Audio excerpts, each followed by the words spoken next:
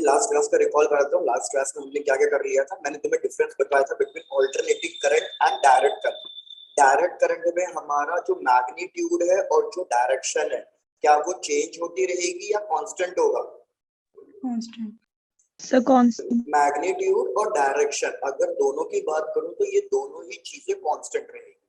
लेकिन अगर मैं ऑल्टरनेटिंग करंट की बात करूं तो मैंने आपको बता दिया था, तो यहाँ लिख देता हूँ, ऑल्टरनेटिंग करंट की जो डायरेक्शन है वो कंटिन्यूअसली चेंज होती रहती है। और वो डायरेक्शन कितने टाइम में चेंज होती रहती है? Half cycle. Half cycle. बिल्कुल सही, changes after every half cycle, after every t/2 time.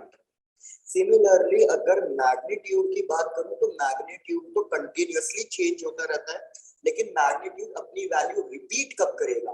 Magnitude अपनी वैल्यू रिपीट करेगा आफ्टर एवरी कंप्लीट साइकिल, मतलब after a time interval of t। उसके बाद मैंने आपको ये चीज और बताई थी कि भाई हमारे पास दो टाइप के, एक तो अगर हमें निकालना होगा एवरेज करंट। एवरेज करंट एक पूरे टाइम इंटरवल के लिए, ऑल्टरनेटिंग के लिए कितना आएगा ये वैल्यू? जीरो। सिंस हमारे पास जो ये एवरेज करंट है ये एक कंप्लीट साइकिल के लिए जीरो आता है, इसलिए हम इसको अमीटर से या गैल्वेनोमीटर से मेजर नहीं कर सकते। तो इसका मेथड क्या था भैया मेजरमेंट करने का, कि यार एक तो यार एवरेज करंट हाफ साइकिल के लिए निकाल लो। हाफ साइकिल के लिए एवरेज करंट कितना आता था भाई? 0.637। 0.637। तो अगर फ्रैक्शन में लिखूं तो 2I0/π which is equal to 0.637 I0। और जहां पे ये I0 क्या है? Peak value, peak value of current. भाई बिल्कुल सही। सिमिलरली दूसरा तरीका क्या था कि यार आप इस करंट की वजह से हीटिंग इफेक्ट कैलकुलेट कर लो। हीटिंग इफेक्ट कैलकुलेट करेंगे तो हमारे पास आएगी, भाई मेरी वॉइस बहुत ही लो आ रही है क्या? No sir. तो मैंने कहा यार हीटिंग इफेक्ट के थ्रू कैलकुलेट कर सकते हैं। हीटिंग इफेक्ट के थ्रू मतलब IRMS वैल्यू कैलकुलेट कर सकते हैं। और IRMS की वैल्यू, IRMS का फॉर्मूला क्या आया था? I0/√2।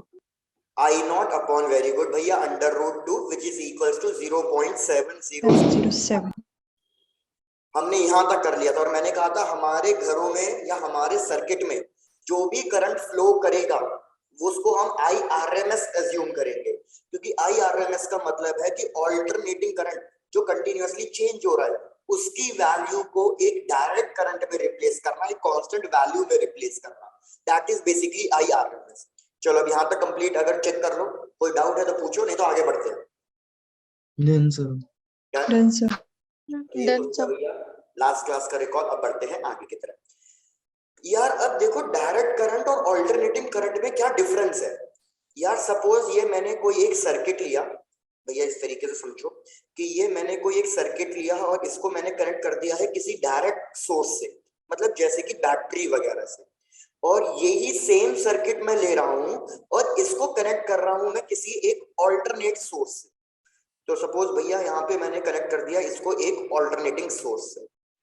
अब ऑल्टरनेटिंग सोर्स के साथ क्या दिक्कत है, जैसे हमने डिस्कस किया था कि यार इसके EMF की वैल्यू टाइम के हिसाब से चेंज होती रहती है। टाइम के हिसाब से इसकी EMF की वैल्यू चेंज होती रहती है। और इक्वेशन क्या थी?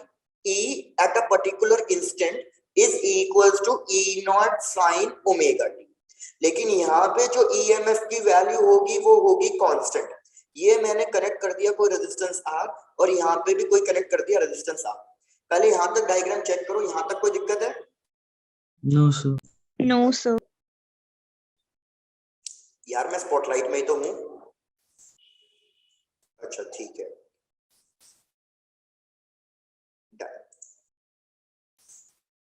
Okay.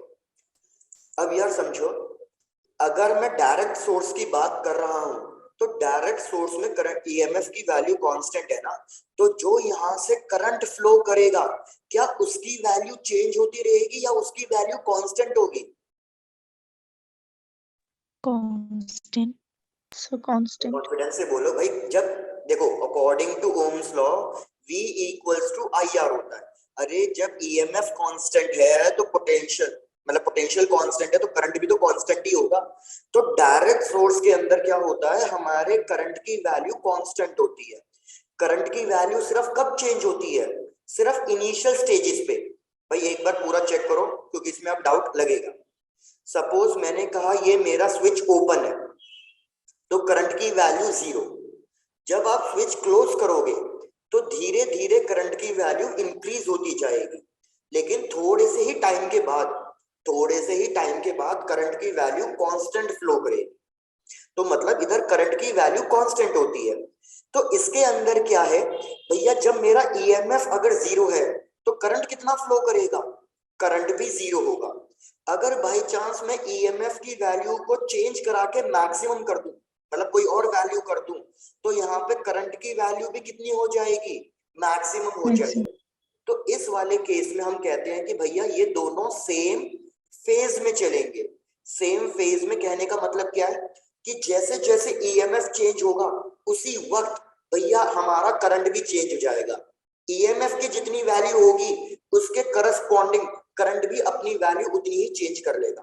EMF 0 current 0, EMF maximum current maximum, EMF minimum तो करंट भी मिनिमम। ये बात क्लियर है? Yes, sir. एक बार इसको नोट डाउन करो प्लीज।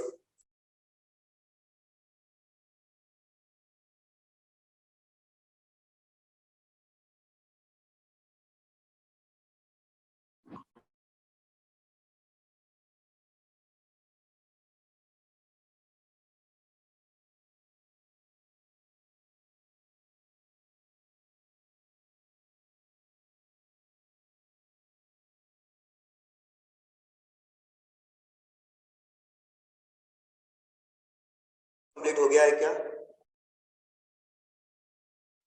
Yes, sir.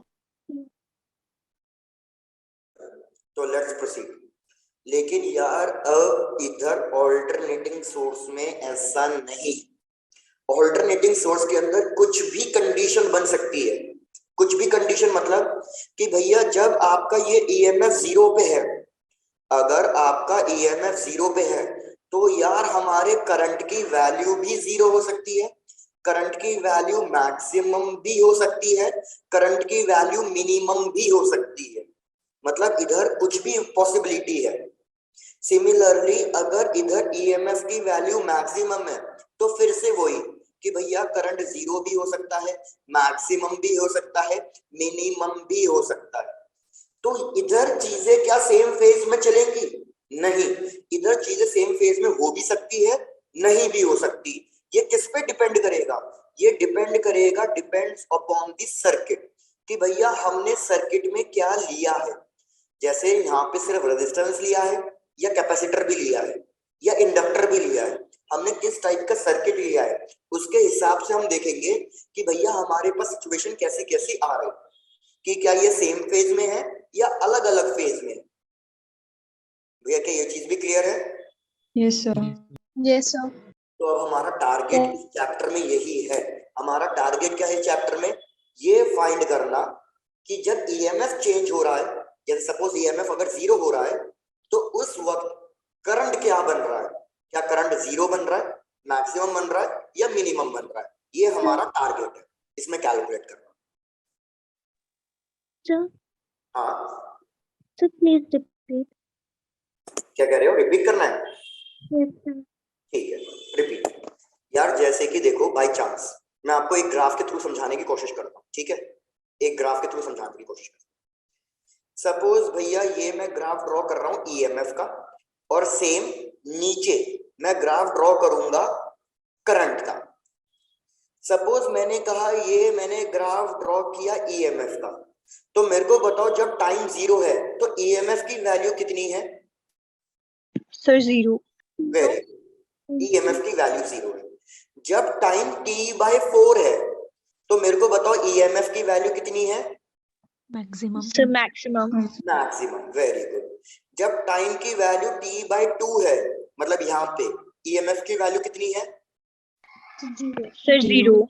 और सिमिलरली लास्ट जब टाइम की वैल्यू t/2 प्लस t/4, एक बार करना कितना होगा ये, t/2 प्लस t/4 तो 3t/4 हो जाएगा ये। तो जब टाइम की वैल्यू 3t/4 होगी तो मेरे को बताना जरा कि भैया ईएमएफ की वैल्यू कितनी आ रही है, मतलब यहाँ पे Sir, minimum. Minus E not. ठीक है, ये चीज तो क्लियर है। Yes, sir. अब Yes, sir. सपोज अब ध्यान देना, सपोज मैं करंट का ग्राफ इस तरीके से ड्रॉ कर रहा हूं, ये लो।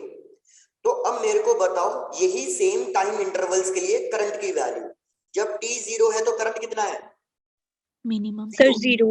लेकिन जब t/4 है तो बताओ करंट कितना आ रहा है? Minimum.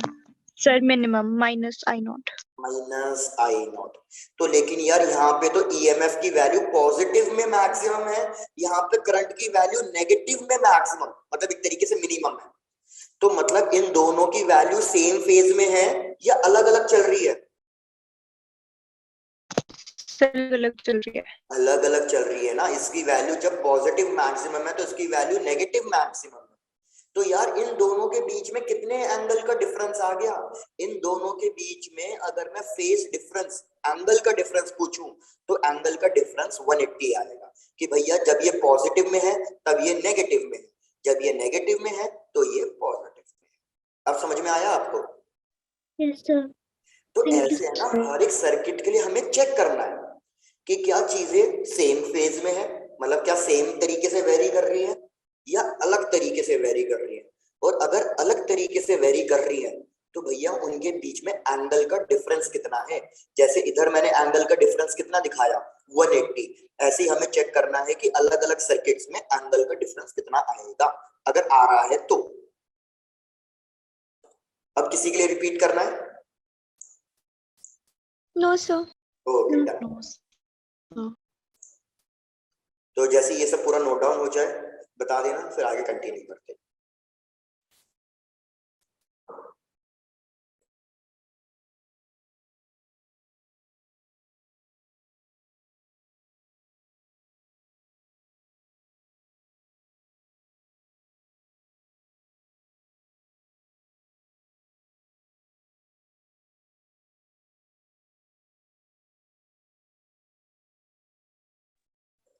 चलो लेट्स प्रोसीड। तो आओ भाई स्टार्ट करते हैं सबसे पहले सर्किट से। सबसे पहला सर्किट है pure resistive circuit. Pure resistive circuit का मतलब क्या है?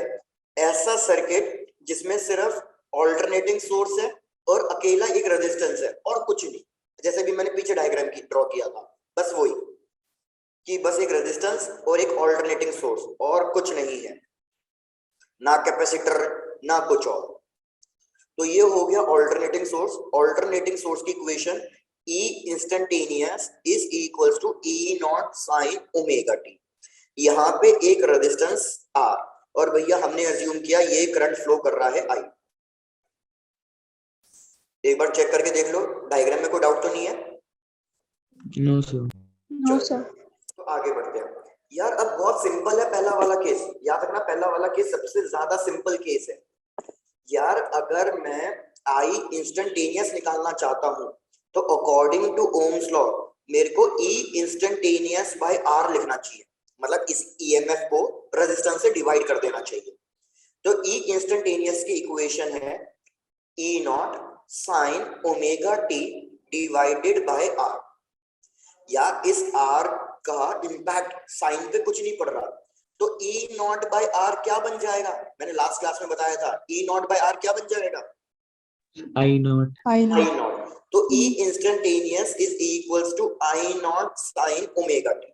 आपको क्या करना है अब, हमेशा अपनी इक्वेशन 1 और इक्वेशन 2 को हमेशा कंपेयर करना है। ये आपकी हमेशा इक्वेशन 1 होगी और करंट की वैल्यू हमेशा इक्वेशन 2 होगी। तो यार चेक करो, इधर भी साइन आ रहा है और साइन का एंगल कितना आ रहा है? Omega T. इधर भी साइन आ रहा है और साइन का एंगल कितना आ रहा है? इधर भी एंगल सेम आ रहा है। अगर दोनों जगह एंगल सेम आ रहा है तो मेरे को बताओ फेज डिफरेंस कितना होगा? 0. Zero. Zero. Phase difference zero होने का मतलब क्या है कि इस वाले केस में current and EMF are in same phase. Are in same phase का मतलब क्या हुआ कि भैया जैसे भी मैंने आपको टेबल लिखवाया बिल्कुल वैसे ही, कि जब ईएमएफ की वैल्यू जीरो तो करंट की वैल्यू भी जीरो। जब ईएमएफ की वैल्यू पॉजिटिव ई नॉट तो करंट की वैल्यू भी पॉजिटिव आई नॉट। जब ईएमएफ की वैल्यू माइनस ई नॉट तो करंट भी उस वक्त अपना माइनस आई नॉट करेगा। So they are in same phase. Check करके बता दो यहाँ तक कोई दिक्कत भैया? No, sir. ओ यहाँ तक कंप्लीट करो। अब इसके रिलेटेड एक ग्राफ ड्रॉ करना है।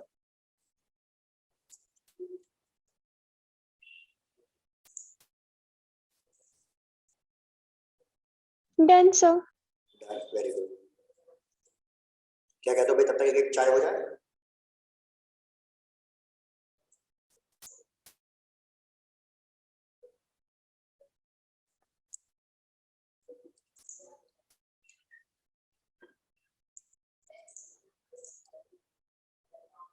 Done, sir. दूध वाले ठीक है। चलो अब यार इसी चीज को है ना हम प्लॉट करेंगे ऑन अ ग्राफ। तो थोड़ा ग्राफ पे समझो। ठीक है प्रदीप। चलो अब यार इसी चीज को हम ग्राफ में ड्रॉ करेंगे और उस ग्राफ को हम कहलाएंगे फेजर डायग्राम। फेजर डायग्राम का मतलब क्या है? फेजर का मतलब क्या है? फेजर का मतलब है ऐसी कोई क्वांटिटी जो साइनोसोडल फंक्शन हो। What is the meaning of sinusoidal function? ये भी लास्ट क्लास में बताया हुआ है। फिर जो साइन या कॉस पे डिपेंड करती हो। Very good. जो साइन और कॉस पे डिपेंड करती हो। तो इधर जो मेरा ईएमएफ है, इधर जो मेरा करंट है, वो साइन पे डिपेंड कर रहा है। तो ये सारी क्वांटिटी साइनोसोडल क्वांटिटीज है, साइनोसोडल फंक्शंस है। तो जब हम इनको ग्राफ में प्लॉट करें तो वो ग्राफ कहलाता है फेजर डायग्राम। तो आओ भैया समझो क्या है ग्राफ। ये हमने ग्राफ लिया, हमने देखा कि भैया E इंस्टेंटेनियस की इक्वेशन है E naught sine omega T. मतलब हमारा जो ईएमएफ है वो साइन पे कुछ ना कुछ एंगल बना रहा है। एक मिनट रुकना please.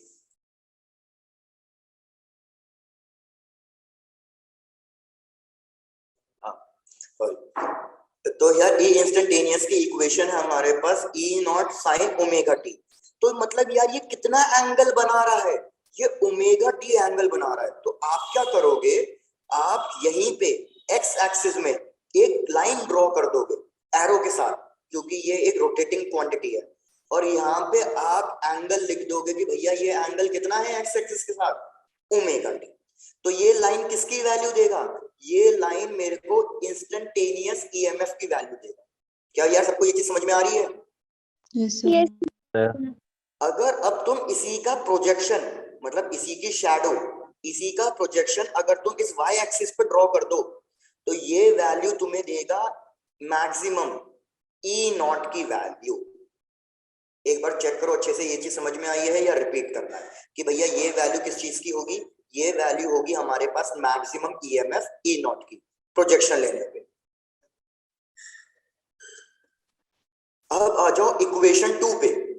I instantaneous is equals to I naught sine omega T.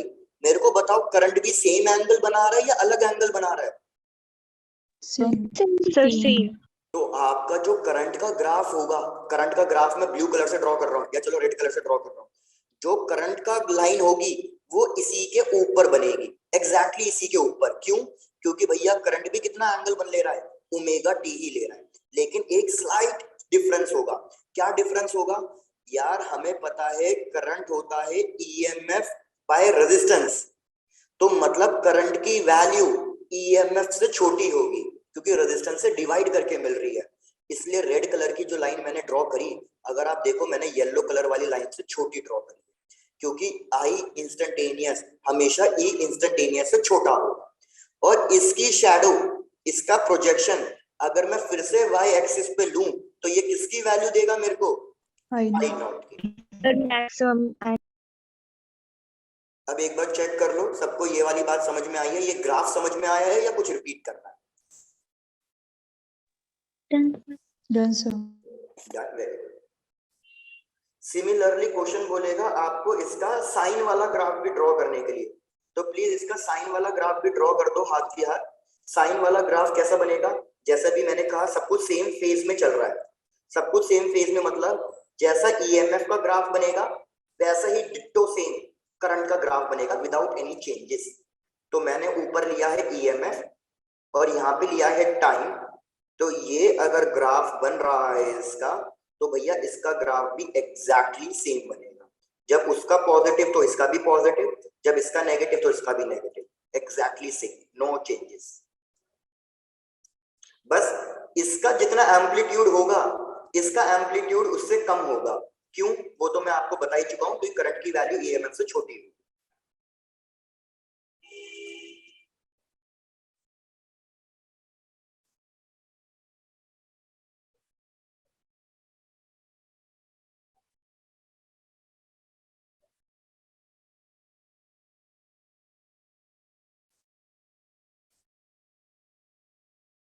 तो जब ये वाला हो जाए बता देना, फिर आगे बढ़ते हैं। Done, sir. डन। सेकंड वाला ग्राफ किसका है? सेकंड वाला ग्राफ करंट का है, पहला वाला ईएमएफ का है। शिवानी, करंट की वैल्यू ईएमएफ से छोटी इसलिए होगी क्योंकि ईएमएफ में जब मैं कुछ डिवाइड करूंगा तब जाके करंट मिलेगा, तो कुछ ना कुछ डिवाइड कर रहा हूं तो वैल्यू तो अपने आप ही छोटी हो जाएगी ना। शिवानी, क्या ये चीज समझ में आ रही है? Yes, sir.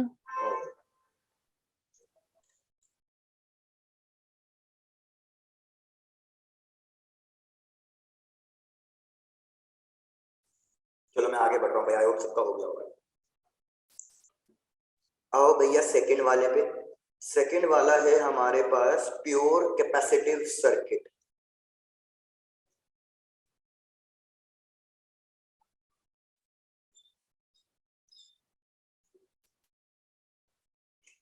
यार एक चीज बताओ, अब मेरे को डेरिवेशन कराने की जरूरत थोड़ी है, अब का एग्जाम में तो आ चुका, अब मैं डायरेक्टली फॉर्मूले वगैरह से डिस्कस करूं? Yes, sir. Yes, चलो यार, क्योंकि उसकी डेरिवेशन कहीं हमारे काम की भी नहीं है, बस वो बोर्ड एग्जाम्स में आती है, वो आपके आ चुकी है, तो मैं डायरेक्टली फॉर्मूले के हिसाब से लिखवा रहा हूँ। चलो यार अब क्या कर दिया मैंने, एक ऑल्टरनेटिंग सोर्स लिया इक्वेशन से, E instantaneous E naught sine omega T, ये आपकी इक्वेशन 1, और ये कैपेसिटिव। हमने क्या फाइंड किया कि यहां से करंट जो जा रहा है उसकी इक्वेशन क्या आ रही है। तो जैसे मैंने बोला इक्वेशन से बात करते हैं, तो यार याद रखो इधर I इंस्टेंटेनियस की इक्वेशन आ रही है भैया, E divided by 1 by omega C into sine, sorry मैंने उल्टा लिख दिया, sine omega t plus pi by 2। यार सबने ये बोर्ड एग्जाम्स के लिए पढ़ा होगा, क्या किसी को इसमें डाउट है? No, sir. पक्का? Yes, sir. yes, sir. बाकी अगर कोई बोलेगा डेरिवेशन के लिए तो वो भी करके दिखा देंगे, कोई बड़ी बात नहीं है। तो यार इसमें अब 2-3 चीजें नोटिस करनी है। क्या क्या नोटिस करनी है यार? जब हम ईएमएफ को रेजिस्टेंस से डिवाइड करते हैं तो करंट मिलता है, लेकिन इधर ईएमएफ से ये कोई ना कोई वैल्यू डिवाइड हो रही है, तो मतलब अगर मैं कंपेयर करूं तो ये वैल्यू किसके बराबर हो जानी चाहिए? Sir, resistance. रेजिस्टेंस के। भाई वेरी गुड, आई रिपीट, हमने क्या नोटिस किया हुआ है कि भैया जब भी हम ईएमएफ को रेजिस्टेंस से डिवाइड करते हैं तब जाके हमें करंट मिलता है। तो इधर मेरे पास ईएमएफ को कुछ ना कुछ डिवीजन में ये वाला टर्म आ रहा है, तो मतलब बहुत लॉजिकल है कि ये वाला टर्म भैया रेजिस्टेंस होगा, तो इसलिए हम इसको लिख देंगे 1 बाय ओमेगा सी हमारा क्या है? रेजिस्टेंस है। Resistance. लेकिन ये रेजिस्टेंस दे कौन रहा है? ये रेजिस्टेंस दे रहा है कैपेसिटर, तो इसलिए हम इसको रेजिस्टेंस नहीं कहते, इसको एक नए नाम से बोलेंगे। और नया नाम क्या है इसका भैया? नया नाम होगा कैपेसिटिव रिएक्टेंस। क्या सबको ये वाली बात समझ में आ रही है? Yes, sir. कैपेसिटिव रिएक्टेंस क्या है? Resistance offered by capacitor.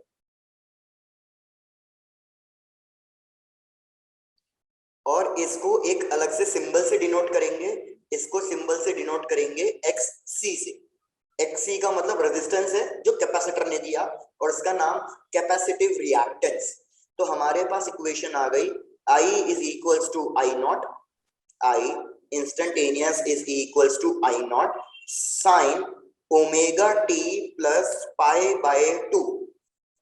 तो मुझे अब एंगल कंपेयर करके देखो, इधर सिर्फ ओमेगा टी आ रहा है, लेकिन इधर omega t plus pi by 2 आ रहा है, तो क्या अब की बार ये दोनों सेम फेज में है या अलग अलग फेज में है?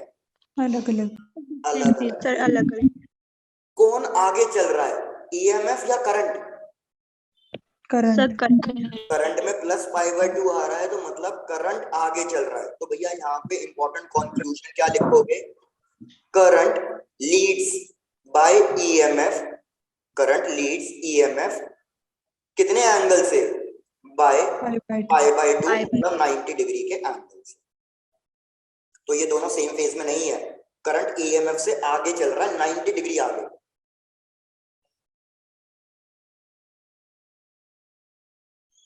अब जैसे ये कंप्लीट हो जाए बता देना, फिर मैं आता हूं इसका फेजर डायग्राम और साइन वाला ग्राफ ड्रॉ करूंगा।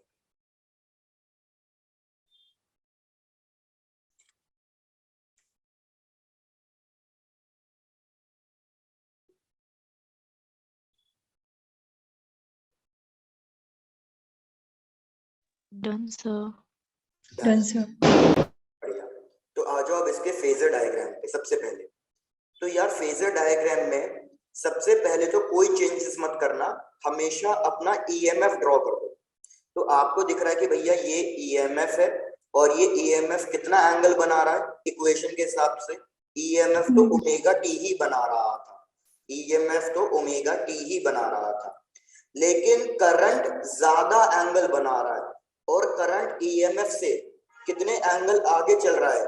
90 डिग्री। तो भैया आप क्या करोगे, करंट का जो ग्राफ है वो आप सेकंड क्वाड्रेंट पे बनाओगे और वो कितने एंगल के डिफरेंस से बनना चाहिए?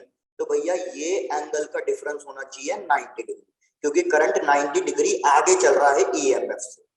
और अगर मैं इन दोनों का प्रोजेक्शन लूं तो आपको पता ही है ये वैल्यू देगा आई नॉट की और ये वैल्यू देगा हमारे पास ई नॉट की। चेक कर लो, फेजर डायग्राम क्लियर है? Yes sir. Yes sir. Shivani, phasor is a vector quantity जो साइन के फंक्शन पे डिपेंड करती हो या कॉस के फंक्शन पे डिपेंड करती है। Phasor is a vector quantity जो साइन के या कॉस के फंक्शन पे डिपेंड करती है। वर्षा ये लो प्रीवियस स्लाइड।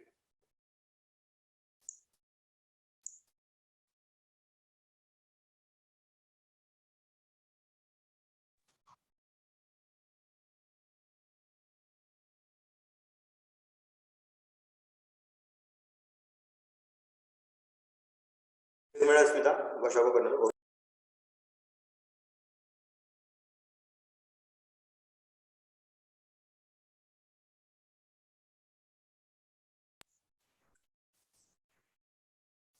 अब ऐसे ही ड्रॉ करते हैं अपना साइन का ग्राफ। तो देखो भाई यहाँ पे ड्रॉ कर रहा हूँ, ये तो होगा ईएमएफ के लिए, और ऐसा ही सेम ग्राफ ड्रॉ करना है मेरे को करंट के लिए, इन दोनों का कंपैरिजन। तो यार ऊपर वाला मैं ड्रॉ कर रहा हूँ ईएमएफ, ईएमएफ में कोई चेंजेस नहीं है, सेम जैसे अभी तक ड्रॉ करते आ रहे थे, ये टाइम ये ईएमएफ। लेकिन करंट की वैल्यू 90 डिग्री आगे चल रही है, तो मतलब जब ये ईएमएफ 0 है तो उसी टाइम पे करंट क्या है? मैक्सिमम है। जब ईएमएफ की वैल्यू मैक्सिमम है तो फिर करंट की वैल्यू क्या हो जाएगी? 0। सिमिलरली जब ईएमएफ माइनस नेगेटिव है तो फिर भैया हमारे करंट की वैल्यू क्या होनी चाहिए? सॉरी, जब हमारे ईएमएफ की वैल्यू 0 है तो करंट की वैल्यू कितनी होनी चाहिए? Maximum negative. क्या सबको ये ग्राफ समझ में आ रहा है? Yes sir. यार बहुत सिंपल सा चीज है, मैं कह रहा हूँ 90 डिग्री का डिफरेंस बनाना चले जाओ ना। 90 डिग्री का मतलब है अपोजिट फेज मत कहना, एक तरीके का आधा फेज डिफरेंस। तो मतलब जब हमारे ईएमएफ की वैल्यू 0 होगी तब इस टाइम पे करंट पॉजिटिव मैक्सिमम में जाएगा। जब मेरे ईएमएफ की वैल्यू पॉजिटिव मैक्सिमम होगी मतलब आधा क्वार्टर पार्ट, तो हमारा करंट क्वार्टर पार्ट आगे जा चुका होगा मतलब 0। जब हमारे ईएमएफ की वैल्यू फिर से 0 हो गई होगी तो हमारे करंट की वैल्यू फिर से मैक्सिमम तो होगी लेकिन नेगेटिव। तो देखो इस तरीके से क्वार्टर पार्ट का डिफरेंस आते जा रहा है। आपको अगर डाउट हो तो इस तरीके से ग्राफ ड्रॉ कर लेना, क्वार्टर पार्ट का डिफरेंस दिखा देना कि भैया क्वार्टर पार्ट का डिफरेंस आते जा रहा है।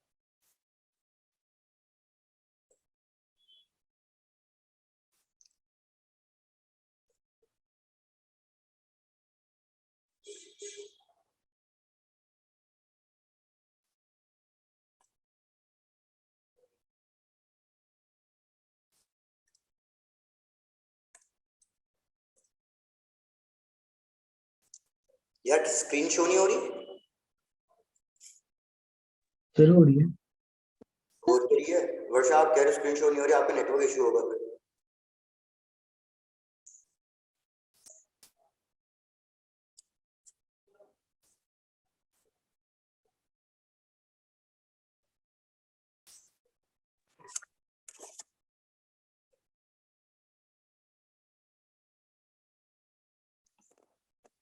ये वाला हो जाए बता देना, अभी खत्म नहीं हुआ ये वाला पार्ट, ये वाला भी है आगे, इसमें दो चीजें और हैं।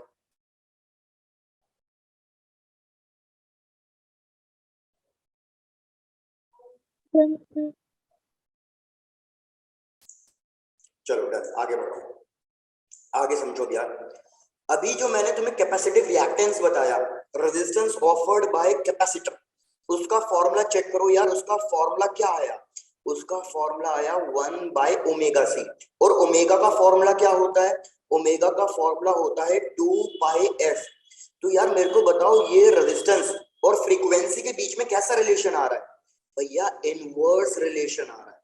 इनवर्स रिलेशन का मतलब, अगर फ्रीक्वेंसी कम होगी तो भैया रेजिस्टेंस कैसा हो जाएगा? बहुत ज्यादा बढ़ जाएगा। और रेजिस्टेंस बहुत ज्यादा बढ़ गया तो यार करंट की वैल्यू कितनी होगी?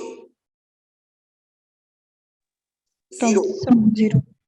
सिमिलरली अगर फ्रीक्वेंसी ज्यादा होती चली गई तो रेजिस्टेंस कम होते चले जाएगा और करंट की वैल्यू इनफाइनाइट को अप्रोच करेगी। और पता है यही हो रहा है ऑल्टरनेटिंग करंट और डायरेक्ट करंट। अब दोनों में डिफरेंस समझ रहा, मैं इसको रब कर रहा हूं। भाई हमारे पास डायरेक्ट करंट में तो कोई चीज ऑसिलेट ही नहीं करती, चेंज ही नहीं होता, तो फ्रीक्वेंसी जीरो होती है। अगर डायरेक्ट करंट में फ्रीक्वेंसी जीरो है तो एक्सी कितना हो जाएगा? इनफाइनाइट। एक्सी इनफाइनाइट हो गया तो करंट कितना फ्लो करेगा? जीरो। जीरो। ये याद रखना, कैपेसिटर कभी भी डायरेक्ट करंट को फ्लो नहीं करने देता। क्या करेगा कैपेसिटर? कैपेसिटर भैया डायरेक्ट करंट से चार्ज ले लेगा, पूरा चार्ज हो जाएगा, और पूरा चार्ज होने के बाद फिर वो डायरेक्ट करंट को फ्लो नहीं करने देता। इसीलिए जब तक आप स्विच ऑन नहीं करोगे आपका फैन ऑन नहीं होगा, बल्कि कैपेसिटर पहले से पूरा चार्ज बैठा हुआ है। चीजें क्लियर है? Yes sir. Yes sir. Similarly अगर मैं आऊं ऑल्टरनेटिंग करंट पे, तो यार ऑल्टरनेटिंग करंट में फ्रीक्वेंसी होती है ज्यादा। फ्रीक्वेंसी ज्यादा तो रेजिस्टेंस की वैल्यू कम, तो इस केस में हमारा करंट फ्लो करता है। तो इसलिए क्वेश्चन ये बहुत बार, मतलब ऑलमोस्ट हर एग्जाम में आया हुआ है ये क्वेश्चन। नीट वालों के लिए एसोसिएशन रीजनिंग में आया हुआ है और इस बार वाले पेपर में भी आया था। तो भैया कैपेसिटर याद रखना कौन से करंट को पास करने देता है? सिर्फ ऑल्टरनेटिंग करंट को, डायरेक्ट करंट को पास नहीं करने देता। और ये उसका एक्सप्लेनेशन। तो अगर ये चीज सेम आपके बोर्ड, अब तो बोर्ड एग्जाम चले गया, अगर आती तो आप यही चीज पूरा एक्सप्लेन करते। और इसका ग्राफ ड्रॉ करेंगे। भैया इसका ग्राफ क्या होगा? इसका ग्राफ होगा, यहाँ पे है एक्सी और यहाँ पे है एफ, दोनों इनवर्स रिलेशन है, तो इसलिए इस तरीके का कर्व बनेगा, because it is inversely proportional. Check करके बताओ क्या क्या डाउट है भैया, फिर वो रिपीट करें।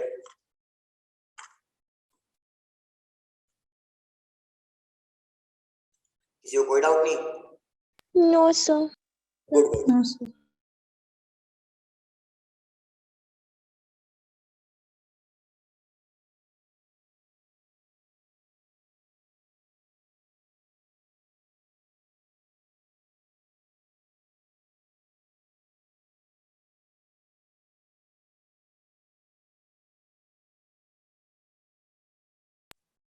चलो फिर अगर ये हो गया तो आते हैं लास्ट वाले पे, मतलब एक और थर्ड वाले पे।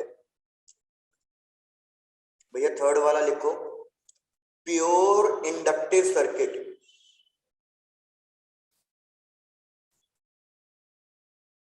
प्योर इंडक्टिव का मतलब कि सिर्फ इंडक्टर कनेक्टेड है। इंडक्टर का मतलब क्या होता है? अभी ईएमआई चैप्टर में पढ़ाया हुआ है मैंने। इंडक्टर हो या चोक कॉइल हो, एक ही नाम है। और इसका एक और नाम क्या है भाई? वेरी शॉर्ट सोलोनॉइड, छोटा सा सोलोनॉइड। इन सबका मतलब इंडक्टर ही होता है। एक बार प्रीवियस स्लाइड करनी है, ये लो बैठ प्रीवियस स्लाइड।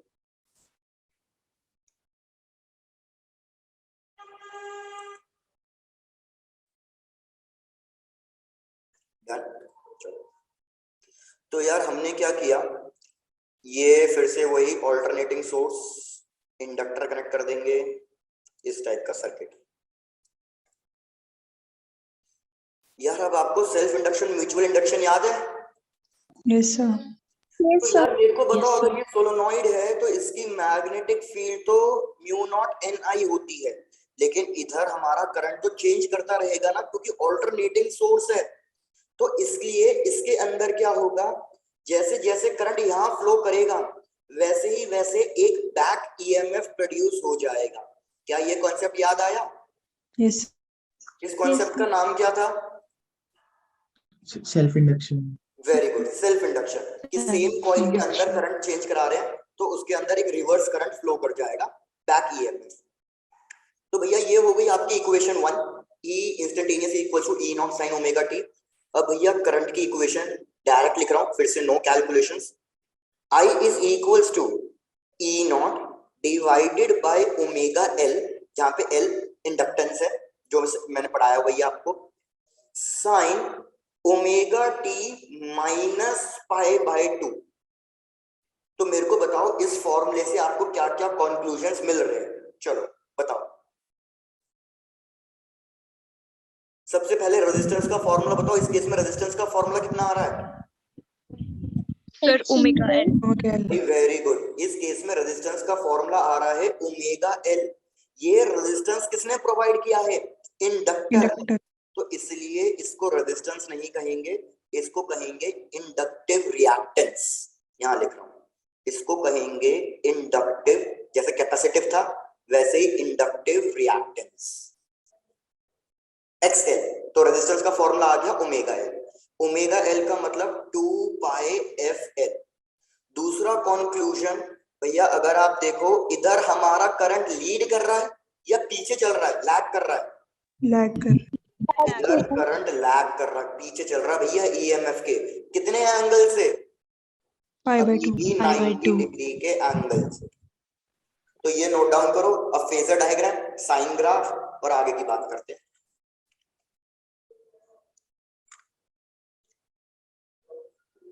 Done sir.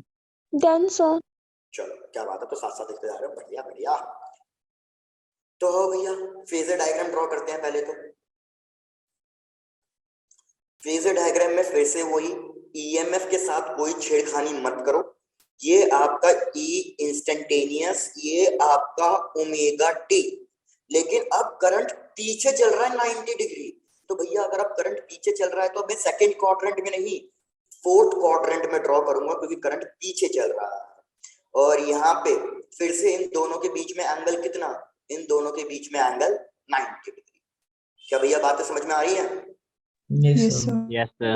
तो भैया ये हो गया I इंस्टेंटेनियस। फिर से वही, इसका प्रोजेक्शन लूंगा तो मिलेगा I नॉट, इसका प्रोजेक्शन लूंगा तो मिलेगा E नॉट। आते हैं अब साइन ग्राफ पे।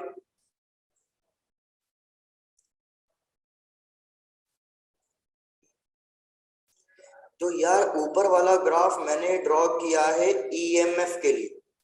फिर से आप है ना वैसे व्हाइट लाइन ड्रॉ कर लेना ताकि आपको क्वाड्रेंट का पता चलते रहे।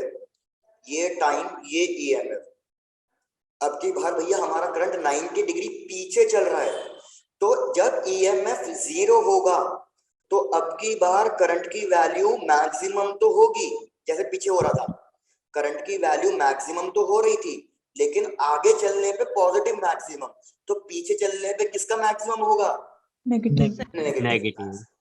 जब इधर ईएमएफ मैक्सिमम होगा तो इधर करंट 0 होगा। जब इधर ईएमएफ फिर से 0 होगा तो इधर करंट की वैल्यू पॉजिटिव मैक्सिमम। तो भैया इसका ग्राफ -90 से शुरू कर दो। जब 0 है तो 90, जब मैक्सिमम है तो 0, जब 0 है तो पॉजिटिव मैक्सिमम। इस तरीके से अपना ग्राफ कंप्लीट करता हुआ दिखा। मैं फिर से व्हाइट लाइन ड्रॉ कर देता हूँ क्वाड्रेंट का सेपरेशन दिखाने के लिए कि भैया ये हल्का सा क्वाड्रेंट है, थोड़ा सा मैच कर लेना भैया। इस तरीके से, इस तरीके से चेक करते जाओ, कोई डाउट हो तो भैया पूछते जाओ।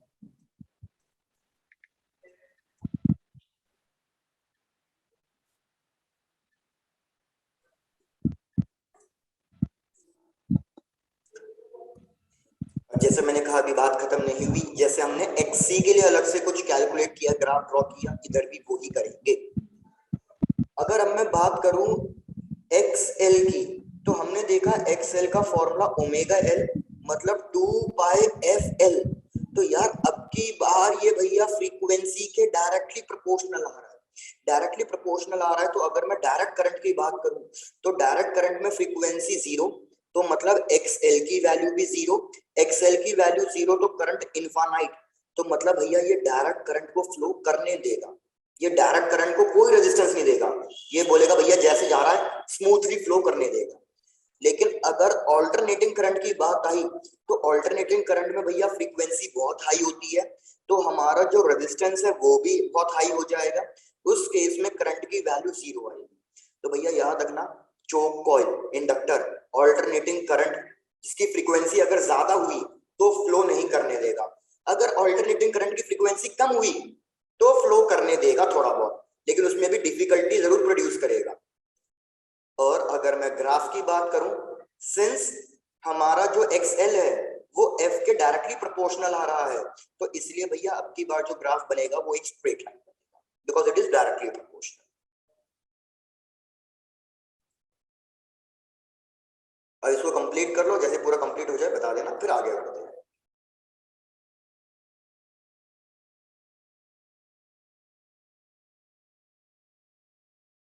Done, sir. Done, very good भाई।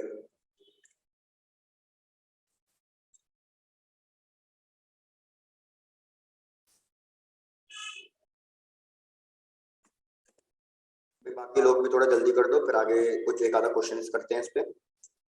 Done, sir. चलो तो फिर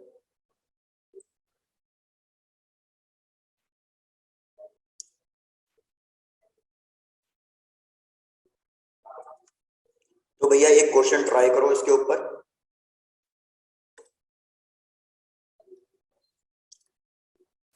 सिंपल सा क्वेश्चन है, क्वेश्चन कह रहा है कि भैया हमारे पास एक कॉइल है और कॉइल का हमें इंडक्टेंस गिवन है। कॉइल का इंडक्टेंस कितना गिवन है भाई? कॉइल का इंडक्टेंस गिवन है हमारे पास 1 हेनरी। क्वेश्चन बोल रहा है कि यार रिएक्टेंस, इंडक्टिव रिएक्टेंस की वैल्यू गिवन है, दैट इज 3142 ओम्स। क्वेश्चन बोल रहा है बताओ ये रिएक्टेंस कितनी फ्रीक्वेंसी पे हुआ होगा। क्या क्वेश्चन का एक पार्ट क्लियर है? हाँ या ना? सर एक बार रिपीट कर दो। एक बार रिपीट। अरे भाई सिंपल सा क्वेश्चन है, क्वेश्चन कह रहा है कि मेरे को इंडक्टेंस की वैल्यू गिवन है 1 हेनरी, मेरे को इंडक्टिव रिएक्टेंस की वैल्यू गिवन है एक्सएल की वैल्यू 3124 ओम्स। वो बोल रहा है भैया हमारा कॉइल कितनी फ्रीक्वेंसी से रोटेट करे, मतलब ओमेगा फाइंड करना है जिससे कि मेरे को इतना एक्सएल मिल जाए। अरे तो यार इसमें तो फुद्दू क्वेश्चन है, एक्सएल का फॉर्मूला क्या था? ओमेगा। एक्सएल की वैल्यू दे रखी है, एल की वैल्यू दे रखी है, ओमेगा नहीं निकलेगा? Yes, sir. Sir, 3-1. ठीक है, अभी सुनो सेकंड पार्ट। क्वेश्चन कह रहा है कि भैया मेरे को कैपेसिटेंस की वैल्यू भी बताओ जिससे कि जितना हमारा इंडक्टिव रिएक्टेंस है उतना ही कैपेसिटिव रिएक्टेंस भी हो जाए। मेरे को बताओ मैं कितना कैपेसिटर यूज करूं, कितनी वैल्यू का कैपेसिटर यूज करूं जिससे जितना रेजिस्टेंस इंडक्टर दे रहा था उतना ही रेजिस्टेंस कैपेसिटर का भी हो। तो इसके लिए और वैल्यू फाइंड करो। ये दो पार्ट्स है क्वेश्चन के। तो पहला पार्ट तो अभी हमने सॉल्व कर ही लिया, आप दूसरा पार्ट और सॉल्व करो।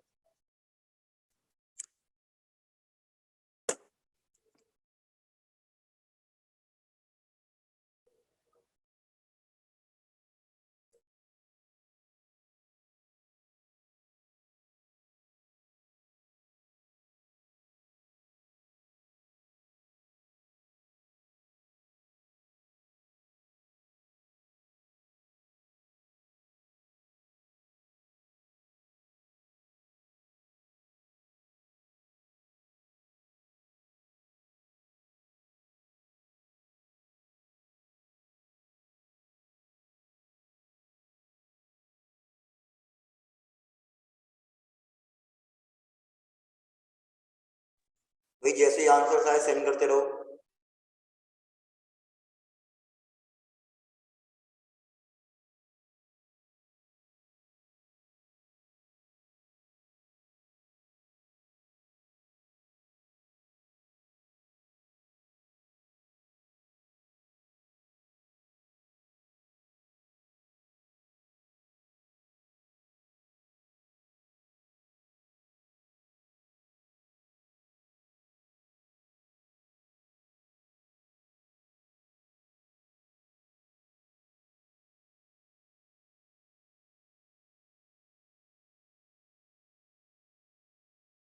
तनिष्का तुम्हारा आंसर बिल्कुल सही।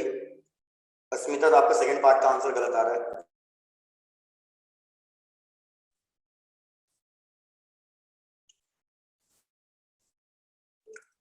नहीं भाई चलो भाई फर्स्ट पार्ट के लिए जैसे मैंने बोला हमें पता है एक्सएल का फॉर्मूला होता है ओमेगा एल। मेरे को ओमेगा निकालना था, बाकी सब कुछ तो गिवन था। तो omega is equals to XL by L. XL की वैल्यू 312 डिवाइडेड बाय एल की वैल्यू 1। सब कुछ एसआई यूनिट में दे रखा है तो कुछ कन्वर्ट भी नहीं करना है। तो हमारे पास ओमेगा की वैल्यू आ गई 3142 और हमें पता है एंगुलर वेलोसिटी का एसआई यूनिट क्या होता है भैया, रेडियंस पर सेकंड। फर्स्ट पार्ट का आंसर। अब बात आई थी सेकंड पार्ट पे। आकाश बड़ी जल्दी पूछ लिया तुमने। अब आए भाई सेकंड पार्ट पे। सेकंड पार्ट पे वो कह रहा है एक्सी की वैल्यू सेम लो। एक्सी का फॉर्मूला क्या होता है 1 बाय ओमेगा सी। तो वो बोल रहा है भैया इस केस में सी की वैल्यू बताओ। ओमेगा पता है, एक्सी पता है। तो हम आगे नेक्स्ट स्लाइड पे शो कर रहा हूं। तो यार हमें पता है, मार खाओगे तुम, रुक जाओगे। X is equals to 1 by omega C. तो सी की वैल्यू हो जाएगी 1 by X C into omega. तो C is equals to 1 by X C की वैल्यू 3142, ओमेगा की वैल्यू भी 3142। इनको भैया पूरा सॉल्व कर लो और आंसर बता। कैलकुलेशन तो चेक कर ही लेना, चेक कर लो स्टेप्स में कोई डाउट।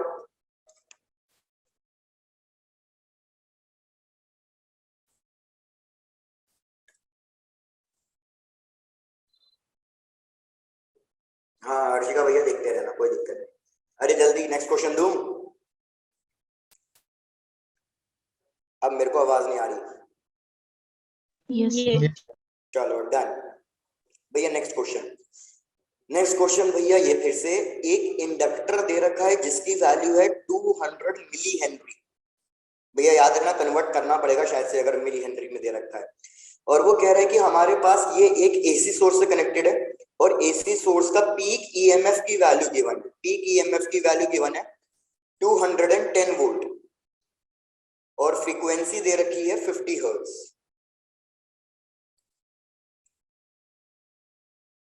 भैया I repeat, L equals to 200 milli henry, E naught की वैल्यू 210 वोल्ट, फ्रीक्वेंसी 50 हर्ट्ज दे रखी है। क्या क्या कैलकुलेट करना है। फर्स्ट पार्ट वो कह रहा है पीक करंट कैलकुलेट करके दो, पीक करंट। सेकंड पार्ट वो बोल रहा है कि भैया जब करंट पीक पे था तब ईएमएफ की वैल्यू कितनी है वो फाइंड करके दो। चलो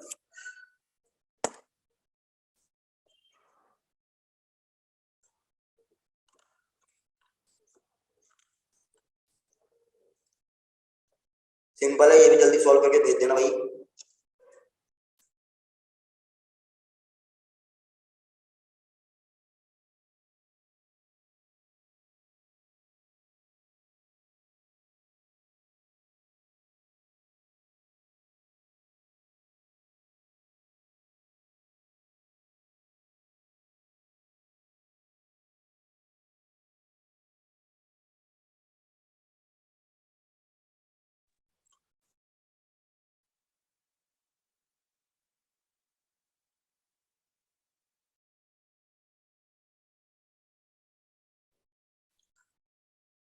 क्या बात, लोगों को वॉइस क्यों नहीं आ रही है।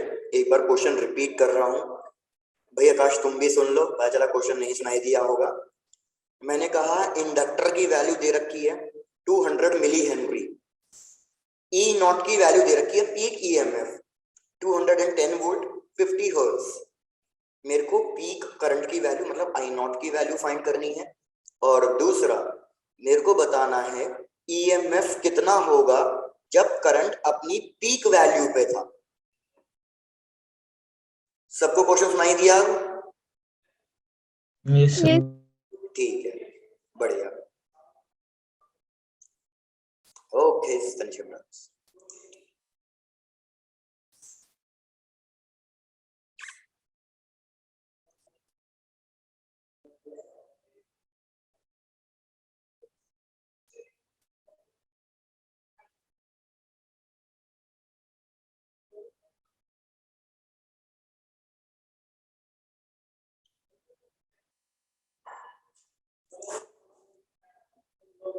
बस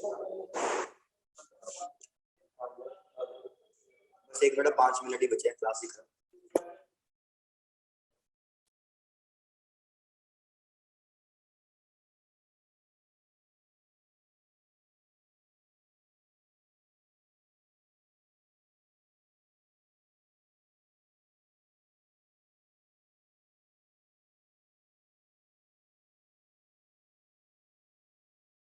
उज्जवल आंसर सही आ रहा है फर्स्ट पार्ट का।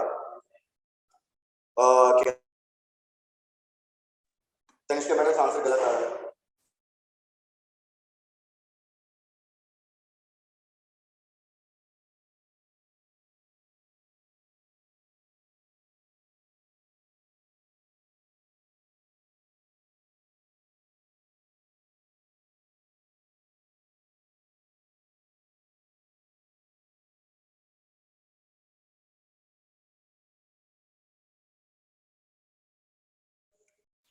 चलो भाई देखो सॉल्व करते हैं। यार एक बार बताओ, अगर आपको ई नॉट की वैल्यू गिवन है तो अभी मैंने एक फॉर्मूला लिख के दिया था कि कैसे कैलकुलेट करोगे करंट। करंट का फॉर्मूला आई नॉट का formula E not divided by omega L. EMF को रेजिस्टेंस से डिवाइड करेंगे तभी तो हमें करंट मिलेगा। तो क्वेश्चन में सब कुछ दे रखा है। ई नॉट की वैल्यू 210, ओमेगा का फॉर्मूला आपको पता ही है 2 पाई एफ होता है, तो 2 पाई एफ की वैल्यू गिवन है 50 और एल की वैल्यू गिवन है 200, लेकिन मिली हेनरी में गिवन है तो 10 टू द पावर -3। चेक करो सबको स्टेप्स क्लियर है या रिपीट करना है? भाई आवाज नहीं आई, जल्दी बताओ रिपीट करना है या समझ में आए स्टेप्स? बिल्कुल सही भाई, तनिष्का ऋत्विका सही जा रहे हैं बिल्कुल।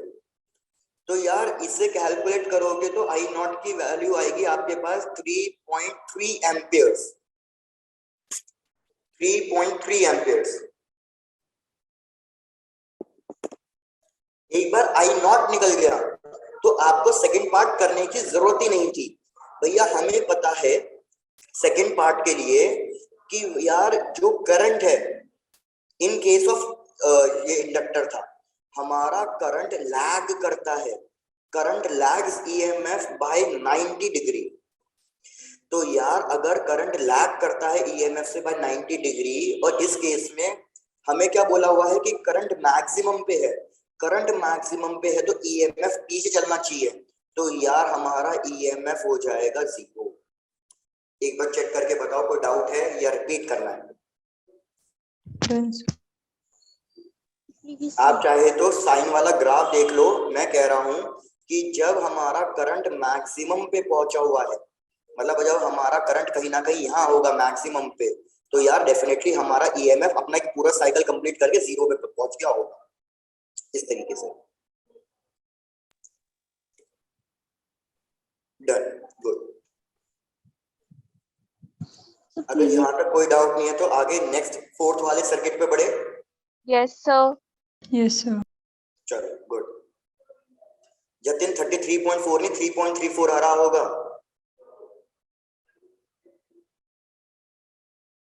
यस सर ये डेसिमल एक आगे लग भैया सही से। तो आ जाओ भैया फोर्थ टाइप के सर्किट पे। फोर्थ टाइप का सर्किट है हमारे पास आरएल सर्किट। देखो हमने क्या किया, हमने हर एक सर्किट को अलग अलग पढ़ा, pure resistive, pure capacitive, pure inductive. अब हम क्या करेंगे, उनको सीरीज में लेंगे। जैसे एक बार मैं पाई ले लो प्रीवियस स्लाइड, एक बार मैं रेजिस्टेंस को कैपेसिटर से कनेक्ट करूंगा, एक बार रेजिस्टेंस को इंडक्टर से कनेक्ट करूंगा, एक बार मैं इंडक्टर और कैपेसिटर को कनेक्ट करूंगा और एक बार मैं तीनों को कनेक्ट कर दूंगा। तो इस टाइप के हमारे पास अलग अलग कॉम्बिनेशन बनते चले आएंगे। तो अब उसके लिए पढ़ना है कॉम्बिनेशंस के लिए।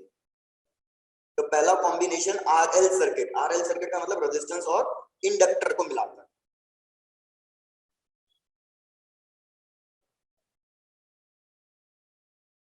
चलो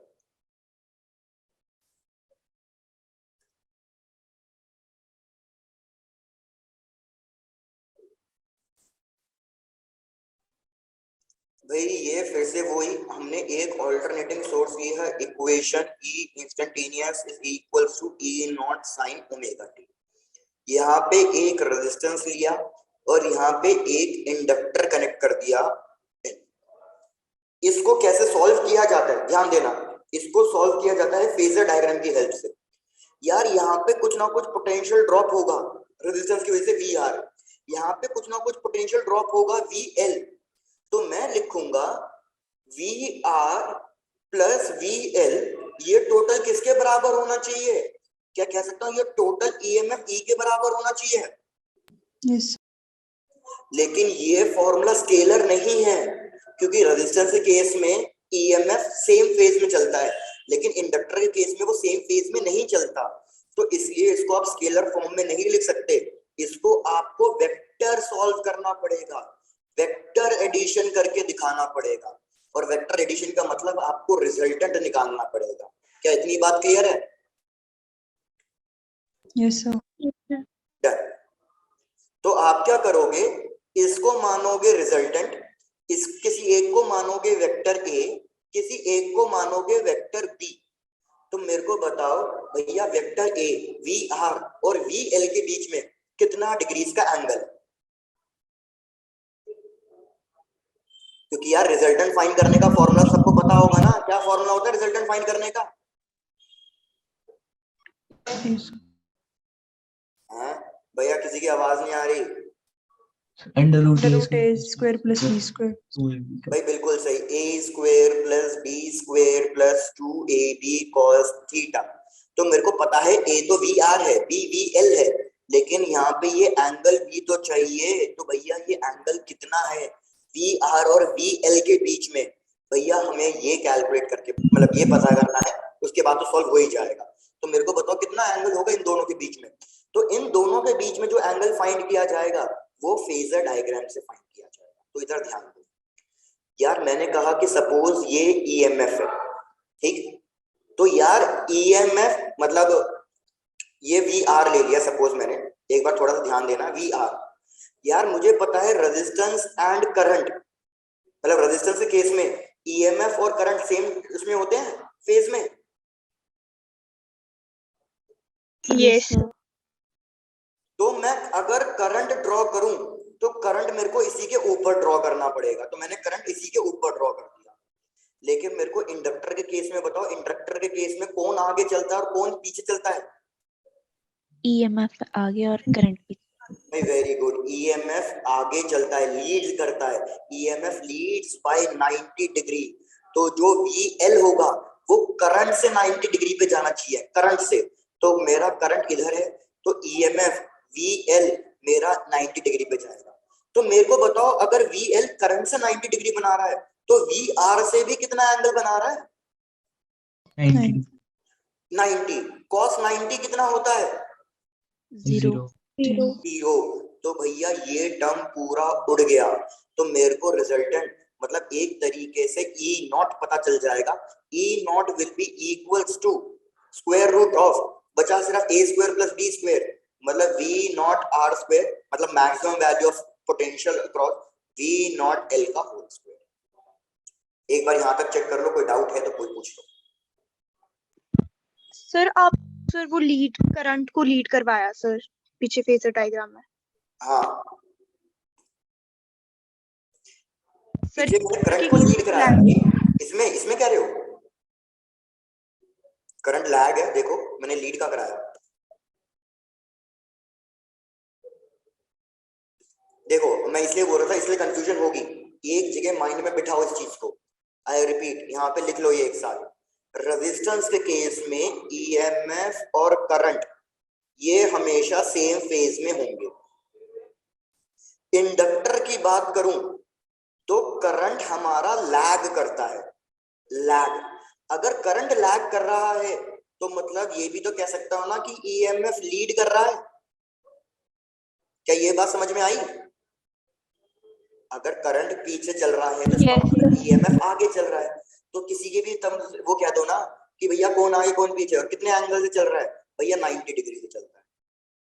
सिमिलरली कैपेसिटर के केस में मैंने कहा था करंट लीड करता है, तो अगर मैं ईएमएफ के लिए बात करूं तो ईएमएफ के लिए क्या कहूंगा मैं कि ईएमएफ क्या करता है, ईएमएफ लैग करता है, और फिर से कितने एंगल से, 90 डिग्री से।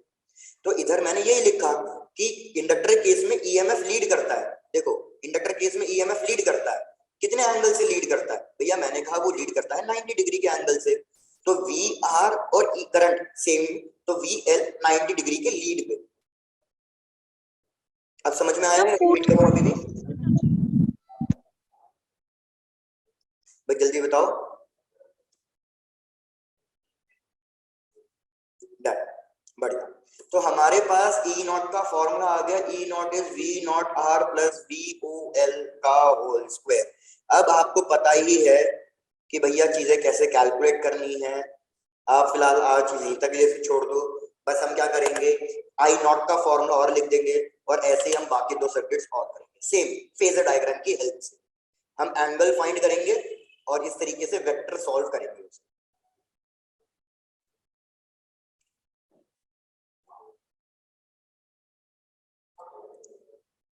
डंडा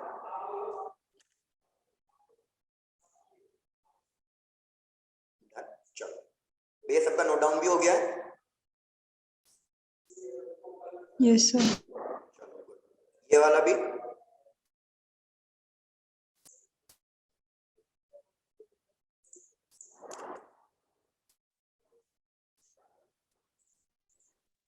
Yes, sir. Yeah, Tata is bye bye. Take care and enjoy. Enjoy. Bye bye यार, bye bye. Thank you so much. Sir अपने डायग्राम में, एक मिनट हर्षिका, आप कह रहे हो सर आपने डायग्राम में सेकंड क्वाड्रेंट में बीएल ड्रॉ करा है, फिर तो ईएमएफ लैग नहीं कर रहा। हर्षिका ईएमएफ लैग क्यों करेगा? इंडक्टर केस में ईएमएफ लीड करता है, लीड कर रहा है इसलिए तो सेकंड क्वाड्रेंट में आया ना, नहीं तो लैग करता तो फोर्थ क्वाड्रेंट में जाता। इधर लीड कर रहा है। Okay, sir. Thank you.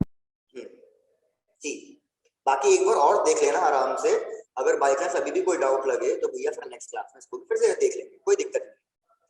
तो भैया thank you so much, bye bye, take care, enjoy. Right, sir. Okay sir.